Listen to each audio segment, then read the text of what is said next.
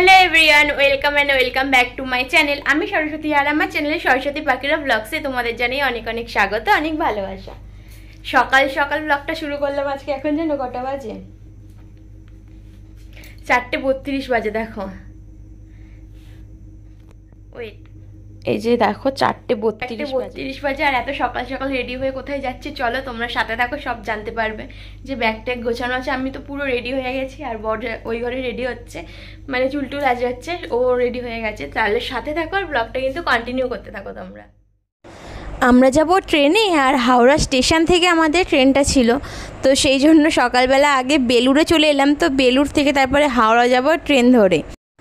হাওড়া থেকে যখন ট্রেনে উঠলাম তখন দেখলাম আমাদের ঠিক পাশ দিয়ে বন্দে ভারত যাচ্ছে। এই ট্রেনটা হচ্ছে জলপাইগুড়ি যাচ্ছে, মানে দার্জিলিং যাবে। আর আরও একটা ট্রেন দেয় হাওড়া থেকে, সেটা হচ্ছে পুরী যাবে। এই বন্দে ভারত ট্রেনটা দেখতে এতটা সুন্দর লাগছিল, তার জন্য ভাবলাম তোমাদের সাথে একটা ভিডিও শেয়ার করি আমি।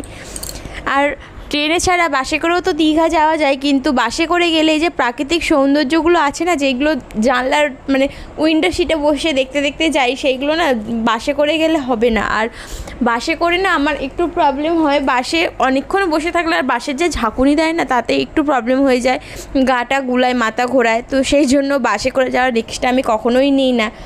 এর আগেবারে যখন গিয়েছিলাম বাসে করে, তো সেই বাসটা অনেকটা কমফোর্টেবল ছিল, ওই বাসটায় মানে শুয়ে শুয়ে যাওয়া যাচ্ছিলো। কিন্তু এখন তো আর সেরকম বাসের টিকিট পাওয়া যাচ্ছিলো না, ওর জন্য ভাবলাম ট্রেনে করেই চলে যাই। আর আমরা ছিলাম মোট 6 জন আর একটা বাচ্চা, তাই জন্য 7 জনে মিলে মানে ঠিক করেছিলাম যে ট্রেনে করেই যাব দীঘা।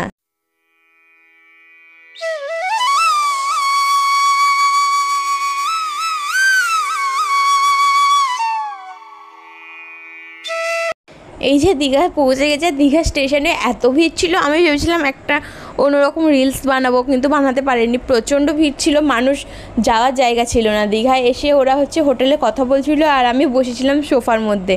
আর আমাদের রুম তো আগে থেকে বুকিং করাই ছিল, তার জন্য রুম খুঁজতে কোনো প্রবলেম হয়নি।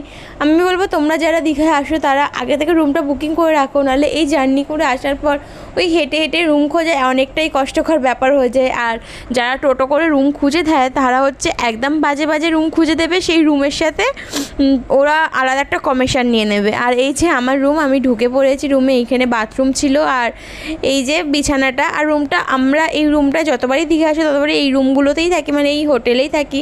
এই হোটেলের রুমগুলো না অনেকটা পরিষ্কার পরিচ্ছন্ন থাকে, তার জন্য আমরা এই হোটেলেই সবসময় থাকি। আর টিভিও চলছে আর ওয়াইফাইয়ের ব্যবস্থাও আছে, সারাক্ষণ ওয়াইফাই দেওয়া আছে।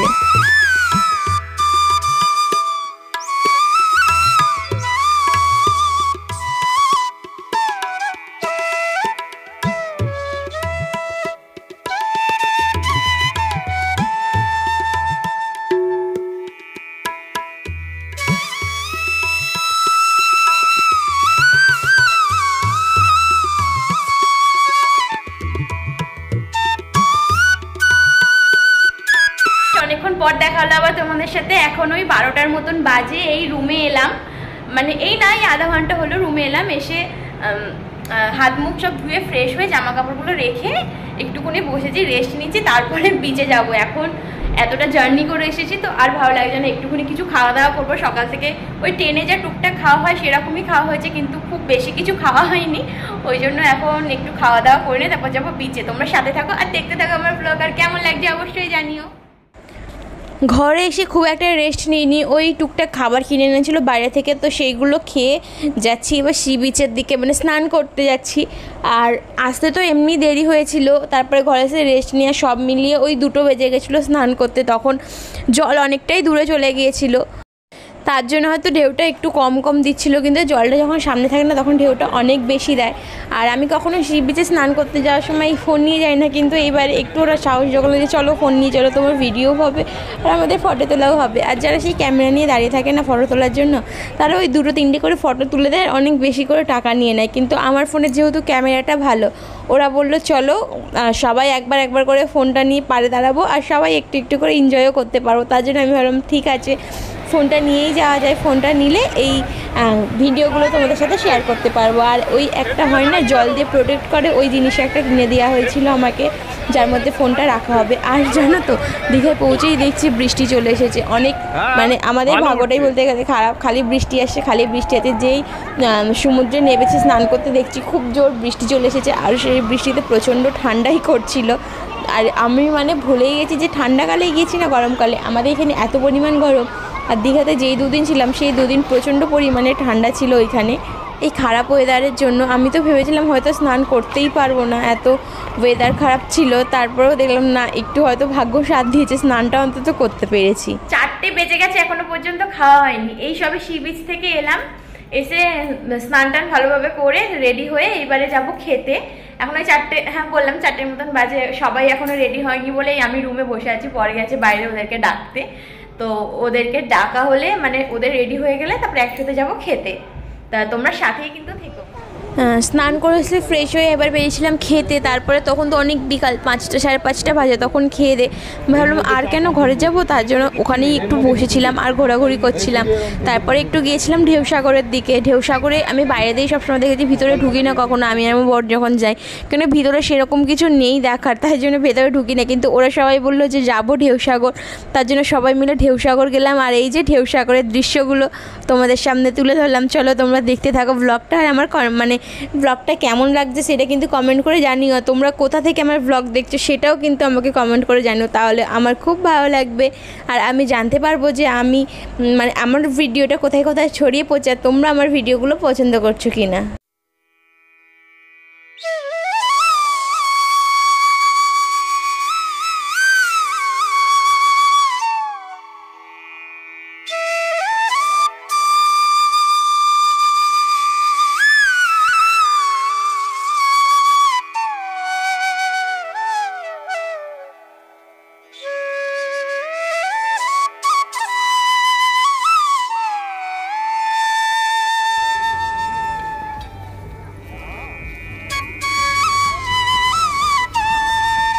আজকের মতন ঘোরাটা হলো, এই রুমে এলাম আজকে এই 8:30 মতন বাজে এখন।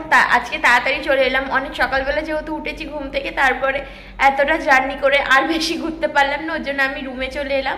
সবাই অ্যাকচুয়ালি রুমেই আছে, কিন্তু অন্য আর একটা রুমে মানে বন্ধুরা মিলে এসেছি, তো ওরা 5 জন একটা রুমে একটু আড্ডা দিচ্ছে। আর আমার শরীরটা একটু খারাপ বলে আমি একা রুমে আছি। আর এই যে বর দেখো আমার জন্য থামস আপ এনে দিয়েছে, আমি এখানে বসে বসে থামস আপ খাচ্ছি, শরীরটা একটু খারাপ লাগছে। ওরা অন্য রুমে একটু আড্ডা দিচ্ছে বলে আমি আর ডাকিনি। আর আমিও ভালো লাগছিল না ওখানে, মানে একটু একা থাকতে ভালো লাগছিল, শরীরটা একটু খারাপ বলে, মানে এতটা জার্নি হচ্ছে না তার জন্য শরীরটা একটু খারাপ জন্য ভালো আমি একটু কিছুক্ষণ এখানে শুয়ে থাকি। তো চলো আজকের মতন ভিডিওটা এতটাই, কালকে আবার সকাল থেকে নতুন একটা ব্লগ শুরু করব, তোমরা সাথে থেকো আর আমার ব্লগ দেখতে থেকো। আর আজকের ভিডিওটা যদি তোমাদের পছন্দ হয়ে থাকে ভিডিওটা একটা লাইক কমেন্ট শেয়ার করা, চ্যানেলটা যদি সাবস্ক্রাইব করে আমার পাশে থেকো। চলো সবাইকে টাটা, গুড নাইট।